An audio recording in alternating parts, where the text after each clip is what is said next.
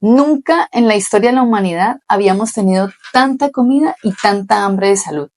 La obesidad no es solamente un problema de peso, es un problema de salud metabólica, intestinal, cerebral, emocional, porque no se trata solamente de contar cuántas calorías consumes. La obesidad te está afectando desde adentro, porque tu microbiota, tu dopamina, tus hormonas están decidiendo qué comes mucho antes de que tú lo decidas. Ya la obesidad no es solamente una epidemia, es una pandemia silenciosa que está enfermando al mundo.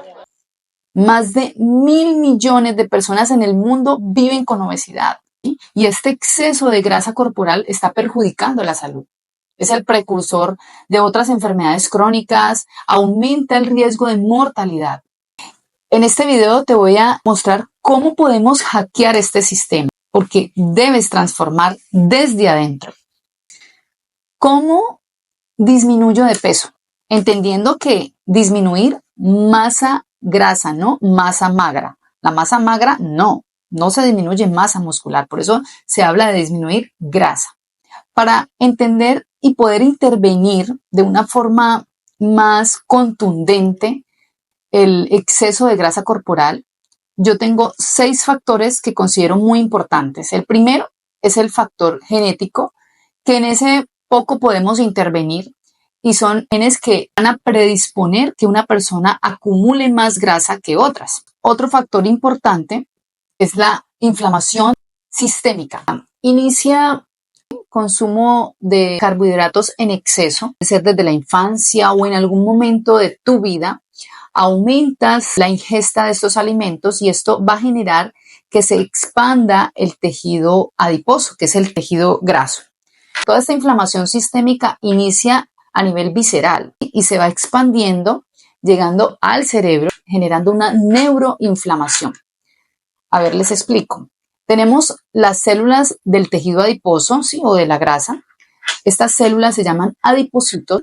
Este adipocito, esta célula de la grasa, aumenta su tamaño, se hipertrofia, aumenta también en número, van a generar que lleguen células, factores de la inflamación, como la interleuquina 6, el factor de necrosis tumoral, que no es importante que se aprendan esas moléculas, pero para que entiendan por qué se genera esta inflamación. Es el adipocito hipertrofiado, grande, se expande y esto genera hipoxia, o sea, muerte de tejido, necrosis, y eso va a generar que lleguen células, porque el cuerpo es muy sabio, y llegan células de la inflamación, llegan factores como el factor de necrosis tumoral, la interleuquina, y todo esto se va generando un proceso inicialmente a nivel visceral, pero se va a ir expandiendo a el cerebro, que es lo que llamamos neuroinflamación.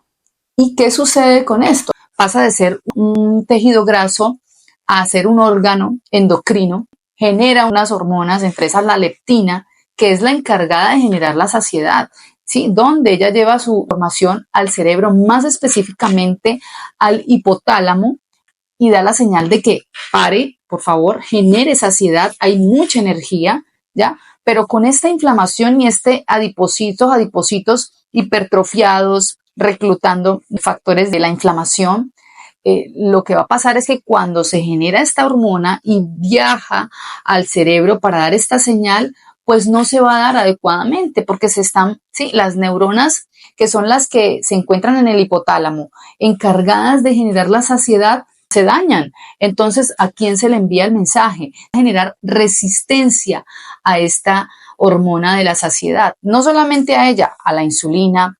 ¿Y qué va a pasar? Esta grasa en exceso se va a ir para otros tejidos, para el hígado, entonces generamos la esteatosis hepática o el hígado graso, para el músculo, para otras partes del cuerpo.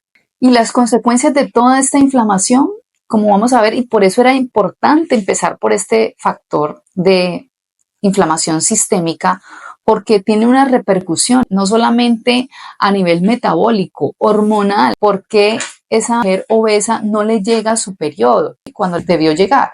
Y es porque toda esta inflamación que se está generando va a disminuir la ovulación. Entonces no hay un sangrado menstrual, ¿sí? Se alteran las hormonas tiroideas, disminuye el metabolismo y entonces disminuimos T3, disminuimos T4, que son hormonas que están en nuestro metabolismo presente, pero se van a ver disminuidas. Otro factor muy importante es la alteración del sistema dopaminérgico. La dopamina es ese neurotransmisor de placer, ¿sí? Lo que nos da esos picos altos de placer. Y la serotonina es la que nos da paz, tranquilidad, ¿sí? Como un estado basal, tranquilo, ¿ya? ¿Qué pasa y por qué en la obesidad estos neurotransmisores van a estar en un descontrol? ¿Por qué? Los carbohidratos tienen unos efectos a nivel de nuestro cerebro. Generan placer, ¿sí? Aumentan más la descarga de dopamina. Cuando una persona empieza a ingerir los ultraprocesados o con exceso de carbohidratos, ¿qué va a pasar? Se liberan grandes cantidades de dopamina. Y tu cerebro, cuando ingieres ese alimento y te generó placer, tu cerebro aprende y dice, esto me gusta, quiero repetirlo. Ese ciclo en el que constantemente se quiere volver a sentir ese placer. Muchas veces porque alguna situación externa y se refugia esta persona en el alimento, en la comida, y empieza una ingesta exagerada de carbohidratos para sentir ese placer, esa recompensa, porque aquí lo que se altera es el sistema de recompensa dopaminérgico y cada vez se necesita más cantidades y empieza a generarse una desensibilización de estos receptores. Disminuyen los receptores D2 de la dopamina y se requiere más cantidades de comida para poder sentir ese placer. La adicción a la comida genera los mismos efectos a nivel cerebral que sustancias alucinógenas. Ambas requieren de más cantidades para poder sentir placer. Refuerzo dopaminérgico. Hay un descontrol, se genera una compulsión, ¿sí? Se pierde el control porque recuerden que hay una zona que en el cerebro que es la emocional y está la prefrontal que es la que te da la razón. ¿Qué pasa? Esa conexión entre la emoción y la razón en estas personas con la adicción a la comida se pierde esa conexión y la persona consume más comida ultraprocesada de forma compulsiva, pierde ese control. Entonces, a pesar de que sabe que le hace daño, sigue ingiriendo alimentos porque prima el placer que le está generando, más no la razón de lo que le puede generar. El cuarto factor importante es la disbiosis intestinal. ¿En qué consiste la disbiosis intestinal? Es ese desequilibrio entre las bacterias beneficiosas y las bacterias dañinas. Van a aumentar las bacterias dañinas y van a disminuir las bacterias beneficiosas. Hay varios estudios que de las bacterias que disminuyen y son protectoras para la mucosa intestinal son la Akkermansia bifidobacterium. Estos van a disminuir, van a aumentar gram negativos. ¿Y qué va a pasar? O sea, ¿qué pasa cuando aumentan las bacterias dañinas? Pues entonces va a alterar, hay una barrera intestinal, esta barrera aumenta la permeabilidad, va a dejar pasar bacterias, ¿sí? Aumenta las endotoxinas y todas estas endotoxinas, ¿qué van a generar? Uno, van a disminuir la producción de serotonina, es la hormona de la tranquilidad, de la paz. ¿Qué va a pasar? Disminuye porque el 90% se genera en el intestino. Y aparte de todo esto, aumenta más la producción de lípidos, de grasa por parte del hígado. ¿Y en qué se traduce todo esto del desequilibrio de la microbiota? Es el paciente que constantemente refiere distensión abdominal, dolores abdominales, irregularidad en las heces, sensación de llenura constante, gases constantes. La paciente que tiene una infección vaginal por cándida en la que frecuentemente ha recibido tratamiento y no mejora y resulta que es un desequilibrio a nivel de la microbiota que hay que intervenir. El quinto factor es la alteración del eje intestino-cerebro. Bueno, se dice que el intestino es el segundo cerebro y no hay duda. Ya el cerebro y el intestino están comunicados. Hay un nervio que se llama el nervio vago. Este nervio se encarga de comunicar lo que pasa en el intestino con el cerebro. ¿Y por qué es importante este factor? Pues porque toda esta inflamación que ya les comenté que se genera a nivel visceral se expande a nivel del cerebro también, y es lo que llamamos neuroinflamación. Cuando se habla de neuroinflamación, se habla de que el cerebro está inflamado. El hipotálamo es la estructura del cerebro que se encarga de múltiples funciones de nuestro cuerpo. Es el que genera la saciedad, es el que genera hambre, termorregulación. Y cuando se genera esta inflamación por exceso de grasa, unas neuronas en el hipotálamo controlan el hambre, otras la saciedad, y cuando se genera todos estos procesos de inflamación y llegan estos factores de necrosis tumoral, de la interleuquina 6 y todos estos procesos se llevan a cabo, pues dañan estas neuronas y no se da una comunicación con las hormonas que van a generar la saciedad. El hipotálamo recibe información de varios órganos de nuestro cuerpo. El estómago es el que genera una hormona que se llama grelina y es la que se encarga de generar hambre. Va al hipotálamo y le dice aumente el hambre, que necesitamos energía, ¿ya? El intestino, el mismo tejido graso, la leptina, por ejemplo, que se genera del tejido graso, viaja y se encarga de generar la saciedad, pero no se va a generar saciedad porque esta misma inflamación está afectando que se genere este efecto, pues entonces va a seguir generando más hambre porque no hay comunicación. El sexto factor es el sueño y la cronología con la obesidad. ¿Y qué tiene que ver el sueño? El sueño es reparador y regulador hormonal, ¿sí? Durante la fase profunda del sueño se regulan hormonas como el cortisol, que es la hormona del estrés, se regula la hormona de crecimiento, se regula la testosterona, se regula la leptina, que es la que genera la saciedad. ¿Y qué pasa cuando una persona tiene déficit de sueño, no logra dormir bien? Pues se activan hormonas como la grelina del estómago y va a generar hambre la madrugada, esta persona va a comer en la noche, sus procesos de digestión van a ser más tortuosos, más inflamación, ¿ya? Disminuye la testosterona, disminuye todas estas hormonas que se deben regular, que deben de estar equilibradas, y va a aumentar la predisposición a la obesidad, a acumular grasa a nivel corporal. Entonces el tratamiento va encaminado a que disminuyas esa inflamación y estas hormonas que regulan la saciedad puedan funcionar adecuadamente, aumentar la sensibilidad a la leptina, que es una hormona que se genera por la grasa para generar saciedad, pero cuando llega al cerebro, más específicamente al hipotálamo, no puede realizar su función por la misma resistencia que hay por la misma inflamación. La insulina, que regula los niveles de glicemia y genera saciedad, tampoco va a funcionar adecuadamente.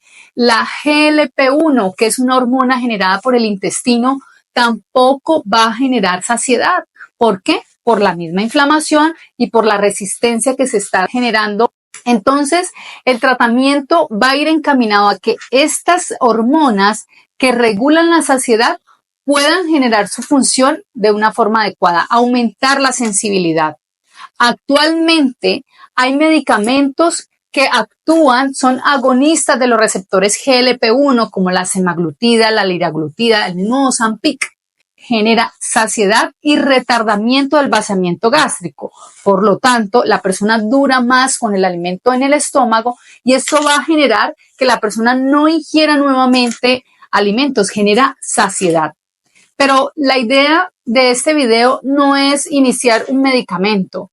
La idea de este video es que tú hoy te sensibilices y puedas mejorar la sensibilidad de estas hormonas generadoras de saciedad, disminuyendo la grasa hoy y para siempre. Tenemos múltiples factores que contribuyen a la acumulación de grasa.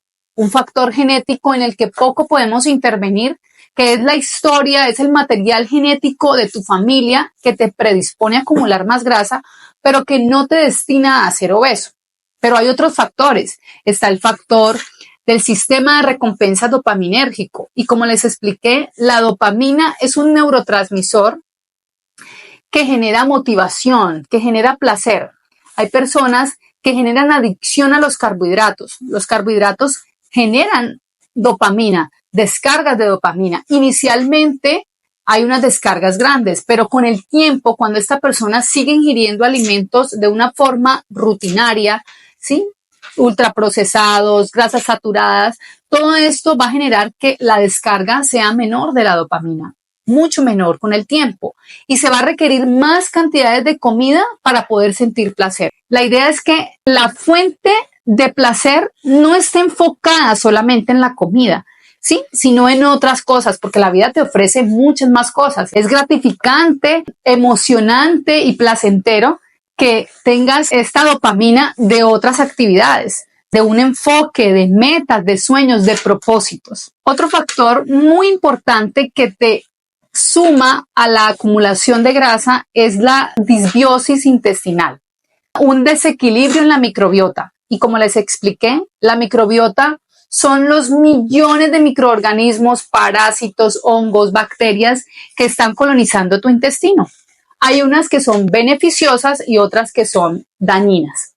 Pero cuando se habla de disbiosis, ¿sí? O de alteración o del desequilibrio de la microbiota, cuando son más las dañinas, se van a generar más acumulación de grasa, más inflamación, porque lo que hacen estos microorganismos es que alteran la permeabilidad de tu intestino, permitiendo pasar endotoxinas, y las endotoxinas van a generar que se genere más inflamación.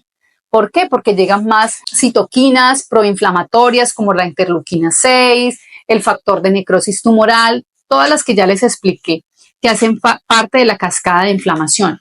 Entonces, más obeso, ¿sí? Más grasa, más inflamación. El tratamiento aquí va enfocado a que disminuyan las bacterias y los microorganismos que te generan daño y aumentes los microorganismos que te generan un beneficio. Se han estudiado múltiples microorganismos y los más relevantes para la obesidad que disminuyen la grasa, que disminuyen la inflamación. Está la Akkermansia, que está aún en estudio, el Bifidobacterius lactis, Lactobacillus rhamnosus. Estos probióticos se encontró que disminuyen la inflamación, disminuyen las grasas y son beneficiosas. ¿Cómo podemos aumentar estos microorganismos que son beneficiosos? Hacerlo de una forma natural. Hay alimentos, el yogur, el kefir, el cacao puro, aumentan estos microorganismos beneficiosos. Bifidobacterium lactis, Lactobacillus rhamnosus. Estos aumentan con estos alimentos, y tenemos también los probióticos con este tipo de microorganismos. Cuando se vayan a suplementar con el probiótico, es importante que miren que tenga registro INVIMA, que tenga la cepa, el Lactobacillus rhamnosus, debe tener la GG. Son las personas que investigaron este tipo de cepa y que hay evidencia de que disminuye la grasa y disminuye la inflamación. ¿Qué tipo de síntomas van a presentar estas personas con alteración de la microbiota? Dolores abdominales, alteración en las heces, gases constantes. Importante tener en cuenta que se toma en las mañanas en ayunas y se hace seguimiento a unas 12 semanas. Bueno, otro factor muy importante y fundamental para disminuir la obesidad, disminuir la grasa, es la nutrición. Dietas ricas en carbohidratos, ultraprocesados, grasas saturadas van a favorecer la acumulación de grasa. Entonces, aquí el tratamiento está enfocado a que disminuyas estos alimentos, a que potencies tu alimentación con alimentos que disminuyan la inflamación, disminuyan las grasas, alto contenido de proteínas, teniendo en cuenta cuánto pesas, la cantidad y la porción adecuada de proteínas, porque dietas bajas en proteínas no van a generar saciedad. Y si no hay saciedad, la persona nuevamente va a ingerir alimentos. Entonces, la proteína, ¿por qué? Primero, pues porque te ayuda a desarrollar músculo. También porque es una fuente de energía grande, ayuda a todo el funcionamiento metabólico. Entonces, dietas con frutas, verduras, proteína, incluir los pescados grasos, porque los pescados grasos como el atún, la sardina, el salmón, tienen un ácido llamado ácido eicosapentaenoico, el EPA, está presente para disminuir la inflamación, disminuir las grasas.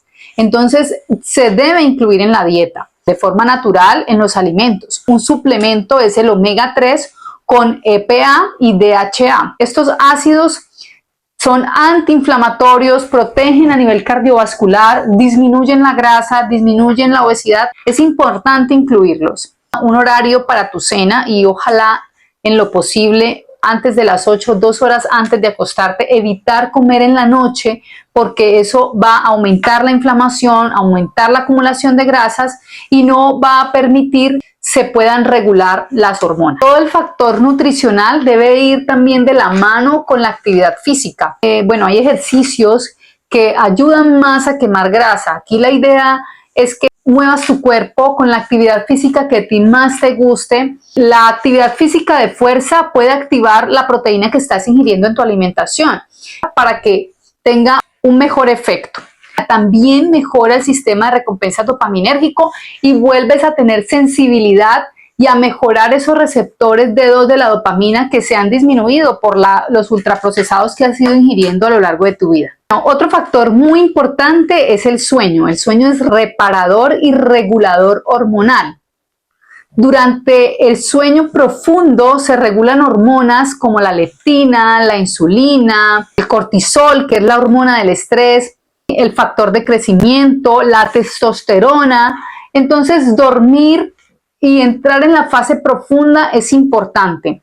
La idea es que siempre tengas un horario para dormir, ojalá en la noche. La idea es que sea en la noche, 2 horas antes de acostarte. Evites aparatos electrónicos porque eso se activa y el cortisol aumenta, entonces no te va a dar sueño. La idea es que se active la melatonina y puedas conciliar tu sueño.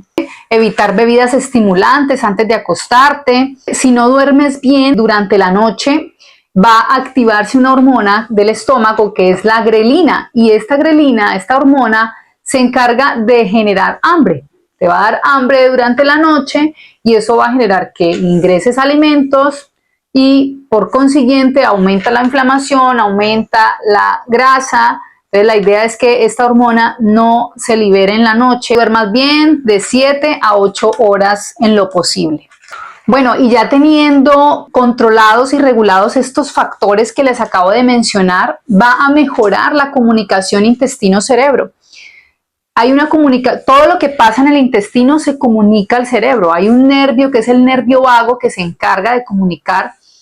Y si tus hormonas empiezan a regularse, ¿sí? La insulina, que es generada por el páncreas, que regula el tema glicémico y genera saciedad, al disminuir la grasa, al disminuir la inflamación, va a poder realizar su efecto. La leptina, que es de la misma grasa, se genera de la misma grasa, va a poder realizar su efecto a nivel del cerebro, en el hipotálamo. La GLP-1, que es una hormona liberada por el intestino, va a poder realizar su efecto. Entonces, va a mejorar la comunicación intestino-cerebro. Como conclusión, les digo, el objetivo no es solamente disminuir la grasa, porque hay muchas personas que solo se han trazado ese objetivo y han ido a un quirófano, ¿sí? A generarse una manga gástrica, un bypass gástrico, y han disminuido grasa, pero con el tiempo nuevamente lo han recuperado y han llegado a pesar mucho más, han llegado a acumular mucha más grasa. Personas que toman medicamentos como la semaglutida bajan de peso, pero nuevamente vuelven y acumulan grasa. Entonces es tener en cuenta que la obesidad es multifactorial. La acumulación de grasa no te la da solo un factor, es múltiple. La idea es que tú mejores integralmente y tú mejoras, tú disminuyes la grasa y mantienes en el tiempo esa constante y tu vida cambia en un 100%.